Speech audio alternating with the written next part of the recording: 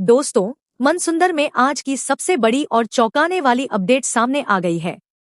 निहाल को शादी के लिए मजबूर करने के लिए दादाजी ऐसी कसम खा लेते हैं कि निहाल के सामने कोई रास्ता ही नहीं बचता। दादाजी की हालत देखकर निहाल भी टूट जाता है और आखिरकार शादी के लिए तैयार हो जाता है।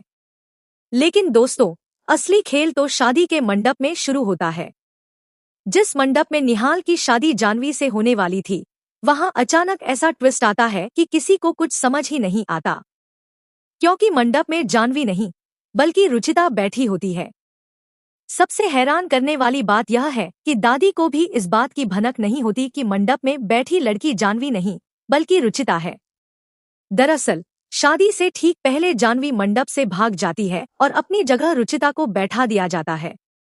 लेकिन रुचिता खुद भी इस पूरे मामले में फंस जाती है। उसे उसकी बहन की कसम देकर चुप रहने के लिए मजबूर किया जाता है। उससे कहा जाता है कि अगर उसने मंडप छोड़ दिया या किसी को सच्चाई बताने की कोशिश की तो उसकी बहन के लिए मुसीबत खड़ी हो सकती है।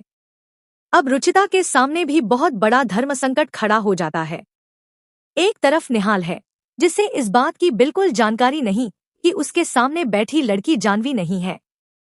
दूसरी तरफ उसकी बहन है, जिसकी कसम देकर रुचिता को चुप करा दिया गया है, और इसी मजबूरी में शादी की रस्में आगे बढ़ती हैं। निहाल को लगता है कि उसकी शादी जानवी से हो रही है, लेकिन असलियत में उसके साथ रुचिता बैठी होती है। यानी जिस शादी को निहाल किसी और के साथ करने के लिए तैयार हुआ था, उसी शादी में किस्मत ऐसा खेल खेलती है कि उसकी शादी रुचिता के साथ होने की स्थिति बन जाती है। अब सवाल यह है कि जब निहाल को सच्चाई पता चलेगी तो उसका क्या रिएक्शन होगा? क्या निहाल रुचिता को स्वीकार करेगा? क्या जानवी वापस आकर इस शादी को रोकने की कोशिश करेगी? और सबसे बड़ा सवाल, जब दादी और परिवार के बाकी लोगों को पता चलेगा कि मंडप में जानवी नहीं बल्कि रुचिता बैठी थी, तब घर में कितना बड़ा बवाल मचेगा? आने वाले एपिसोड में यही सबसे बड़ा ट्विस्ट देखने को मिलने वाला है।